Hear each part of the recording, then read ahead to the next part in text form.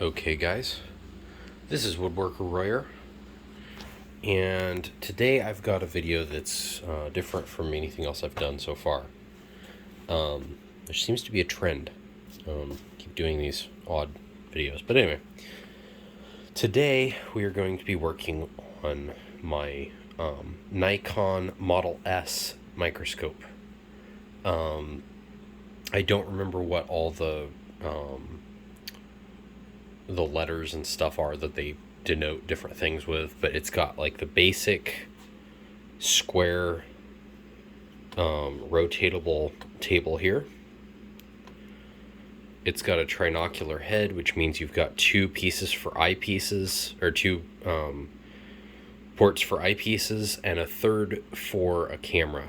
It actually takes another, basically like an eyepiece that converts the light from the microscope into something that the camera can see better with less distortion or something. I don't know exactly what it does, but apparently you need a third thing. Anyway, which I don't have yet. I'm planning on getting at some point, but I just don't have it yet. That is a very rare and expensive part, apparently. I got this whole microscope as you see it with the two eyepieces that are over here. They're not on the microscope right now, but I got it with all eyepieces, the microscope, and then a cord that plugs in so the light works, for $40.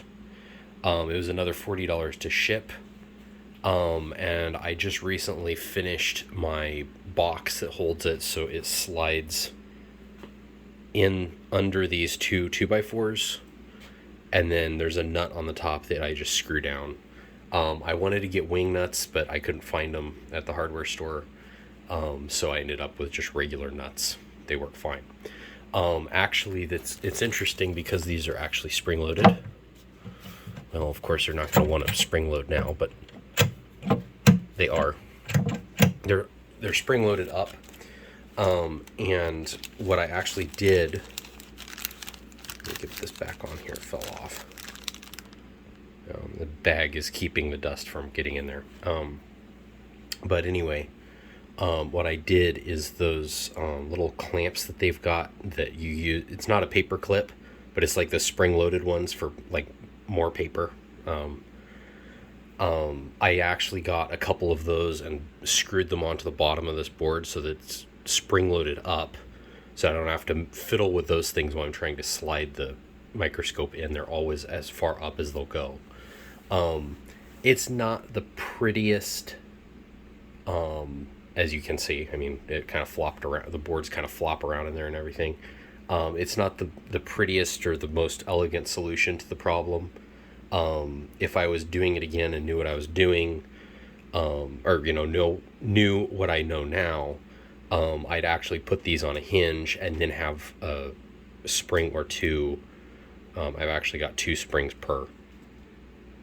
But I'd put it on a hinge so it can only go one axis. It can't tilt and wobble around, which doesn't affect the action of actually tightening it, it doesn't affect how it holds the microscope. It just affects how easy it is to tighten it down. It's a little bit harder than it could be, but it's not a big deal. But the other thing is this lid or the cover slides in behind these front parts here, and then this latch slides forward like that. I bought this latch at Home Depot and it is absolutely terrible. I don't know why they do this, but apparently this is a thing where they get brass, solid brass. That's I've seen it at least at Home Depot. It's expensive. So I mean, it's not like your aluminum or your pot metal that's $1 a dozen or whatever, but it's fairly expensive material to work with. They took it and they covered it in this black paint or whatever they call it, a brushed or an oil bronze look. And I don't know why, but whatever. I've never seen any bronze that look like that, but I don't know anything about bronze. So, other than it goes on the screws of a ship and doesn't look anything like that, but whatever. Um, anyway, the issue that I have with it, I don't know if you can see on there, but every time you do this, I've oiled it well, and every time you do this, you get little shavings from the brass rubbing off because they didn't do a good job of it. So I don't know. They've got a spring in it that's really, really tight, like really strong. And it just wears itself away. So at some point that's going to have to get replaced. But for now it does what it needs to do. So now back to the microscope. So it's got regular swivel base. I don't know if this is one of the ones. They've got several different like kit. Basically what Nikon did is they made the Model S, and then they had like the Model S for polarized, and the Model S for color illumination, and the Model S for this, and the Model S for that. And so this one is just it's a compound microscope. So it's actually got 4 objective lenses. It's got a trinocular head, and that part I know is sought after. They actually have a trinocular. This is the normal one. They actually have a different trinocular that does not have this little selector switch right here. This just tightens this down so it doesn't turn anymore.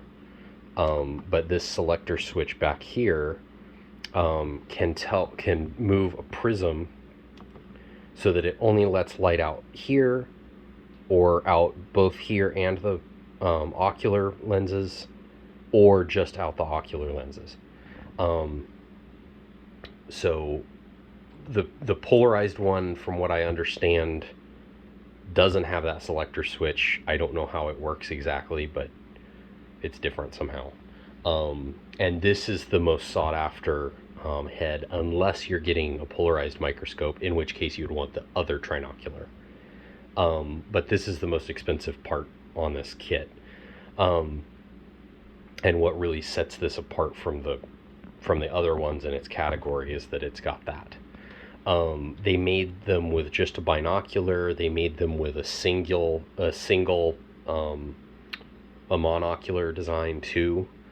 They have like 6 or 7 different ones of these tops that go on here. I don't think that this is particularly special. The base is the normal base. There's actually one that's specifically designed for color illumination, which I believe is for cells like bacteria and little amoebas or whatever. It makes it a little bit more contrasty from the background. I don't quote me on that, but I'm pretty sure that's what it's for. This one is just the normal base. It's not the special one for the color illumination. Although I think that I can do color illumination on this, I just have to get like a different filter. But other than that, it's basically stock. I mean, the only part that's aftermarket on this that I know of is this mechanical stage mechanism. I don't know if this was originally... It looks like it might have been originally a non-mechanical stage, because it's got these little holes for the 2 spring-loaded like things to hold the slide, and then they just added this mechanical stage, which is very nice and well made to it. But anyway, the story with this is and the reason I have it is I keep fish, and one of them that I got about a year ago almost. I'm trying to think how long. Well, anyway, I think it was the beginning of this year or late last year. I've had it for about a year, it seems like. Anyway, they were rainbow fish. I got them from a local guy, but The problem is that one of them developed a disease that, what I thought was a disease. I don't know if it was the one that I thought it was or not. But I actually needed to be able to see the the particular disease. I forget what they call it. It's lympho lympho philia or something. I don't remember what the word is. Some weird word. Um, Basically, what it does, it's almost like cancer. It mutates the cells and makes them the individual cells grow way bigger than they should be. So if you've ever seen like cauliflower ear or something, imagine that on a fish, and like that big. I mean, it just it looks horrible. Um, And anyway, so I was trying to figure out if that was the disease or not. And I figured, okay, this fish is going to die from this. Um, when he does, I can put him under a microscope. Well, this is not exactly the kind of microscope that I wanted for that. It was cheap, and so I was like, hey, I'll just get it. And, it's not a stereo microscope, which is what you'd actually want for that particular application. Um, because the fish is way too thick for this to really work with well. But um, I decided I was going to get this anyway, because then for whatever else I want to do, it's better. Um, so anyway, and it wouldn't just be for that one use. I'd be able to use it for other things. So long story short, as I buy it, I get it here, $80 total, $40 for the whole microscope and the cable, and then another 40 for shipping, because this thing is heavy. It probably weighs 30 pounds or something. I mean, it's solid metal everywhere, um, a lot of which is brass, which it doesn't look like it, but all of this silver stuff right here is brass. I didn't take, I don't yeah, you can't really see it, but there's parts of it where it's worn, and you can actually see the brass underneath. So all this silver, all that is just a coating that they put on the brass, and I'm not sure why they did that. I think it's to inhibit corrosion, but whatever. That's what it's made out of. Um, anyway, I ended up getting it, and the fish ended up not dying. So I was like, okay, well, I've got a microscope now. It's a really good microscope because it's a Nikon. I started doing some research, and every microscope that I've seen since this, that's a Nikon Model S, on eBay or anything like that, is like in the 150 for, it's just the base. It doesn't have the top. 300 if it's like this whole thing, and may or may not work, and this and that. So pretty good value for $40. The problem is that it's absolutely filthy. I can't show you in the tube right here, but there's a lens at the very bottom of this tube around where these screws are, that has just been open like this. They've left it out without any cover on it or anything, and it's just covered in dust. I'm actually gonna have to make a tool to unscrew a nut that's in that in there, but I don't have it at the moment. But I'm actually going to have to make a tool to do that. The good thing about this is a microscope from the 1960s or the 1970s, and so all of the screws are common or slotted, whatever you want to call it. I don't know what the official name is for it, but whatever. Anyway, they are all standard screws. There's nothing specialized about the tools that you need for this, at least from what I've seen. I don't see that any of the prisms or anything can be adjusted at all. Well, there's a little bit of movement you could get out of it, but basically, there's a hole that goes into a threaded hole in the prism like holder or whatever. So any angle adjustment that you'd make is like 1 or 2 degrees at the very most. There's very little play in it. So I don't think that that was a big concern. I think that Nikon designed it the way they needed to. They built it, and the only reason there's any movement to it at all is for just ease of assembly. You don't have to get this one, bolt to thread in just perfectly, and it's just barely off on this other hole or whatever kind of thing. So it's fairly simple. All I've done to this is clean this part of it. I haven't cleaned inside this tube yet, because I haven't been able to build that tool yet. But all the optics in the head are done. The next step that I'm going to do is I'm going to start on the arm and the base, which are actually one piece. Well, no, they're not. They're not. But anyway, I thought they were. But the arm and the objective lenses, the stage, the base, this light, and then all this assembly up here, which is an aperture and a thingamabob and a filter holder here. That's that's the filter, all that stuff. And you're not supposed to do that, but somebody's already done that with like everything in this. So with greasy, like BLT hands. If you've ever eaten a bacon, lettuce, and tomato with your fingers, imagine that, and then they went and touched this, and then they went and put it through like the innards of a table saw while it was being run. And that's the level of dirt that's on this thing. The optics are just filthy. The rest of it isn't, particularly clean, as you can see.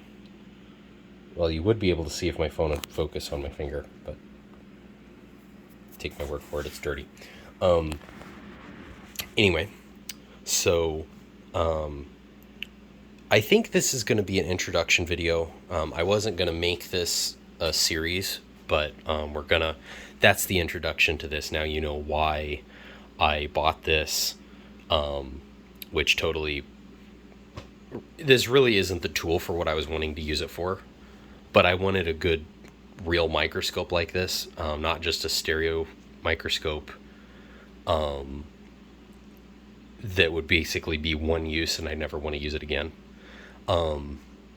So that's the story behind this. And then you also know the condition that this is in is I'm basically done cleaning this and the rest of it's filthy. The next video I will go into detail on how I actually clean the parts in this. I'm not going to do a full tear down showing you how to rebuild it, which is what I would love to do, but I just don't have the time. I've got about a week left before I go to start another semester of college, and I'm not going to be able to get this done as it is, probably, and certainly not if I am having to mess with the camera for the whole time and trying to get angles and all this stuff. So unfortunately that's not going to happen. However, I will show you the basics behind the basic idea that I have behind this and behind my other restoration videos that I've done, that I may or may not have actually published. But if you've been watching, you probably know that I have restored this 1960s Craftsman table saw that you can't really see a good look of, and this Delta scroll saw, which I totally forget what era that was. I believe it was the 70s or the 80s that was from. And I got, between those two big tools, I mean, those are big ticket items. You can easily spend, $200 to begin with for a halfway decent scroll saw, up into like $500 or $600, $700 for a nice professional one. I got that one for $50, and I got my table saw for $150, which, I mean, it's not a cabinet saw, it's not a professional saw, it's only got like a 1 horse motor. Might be a 1.5 horse, but I think it's only 1 horsepower motor. However, it is a pretty good saw. I am going to upgrade I don't like the fence system that they have. I like the newer ones.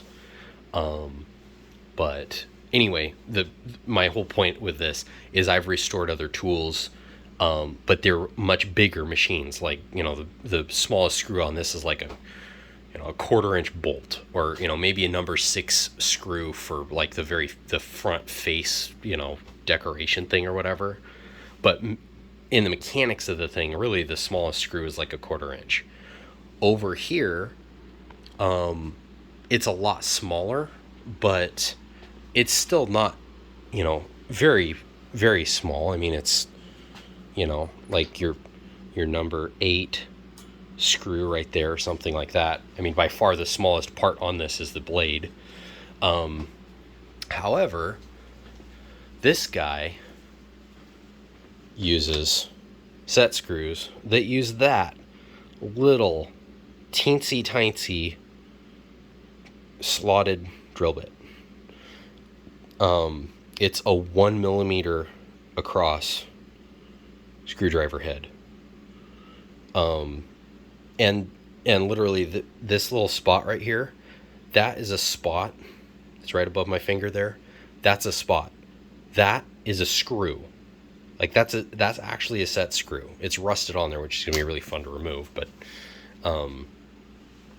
like that's the level of precision in this. So this is definitely a challenge to work on. I mean, I think the biggest challenge is just sheerly knowing where you put, just not losing things, which is why I have this tray and all these little baggies that I keep different parts in as I'm cleaning. And I'll go into all that in the next video. But I hope you guys like the video. Be sure to like and subscribe. And I'm going to upload this right now. I'm not going to do any editing on this series. I'm just going to try and get it put out to you. The next video will go into how I actually clean and sort and keep track of all these parts. So this is Woodworker Royer out.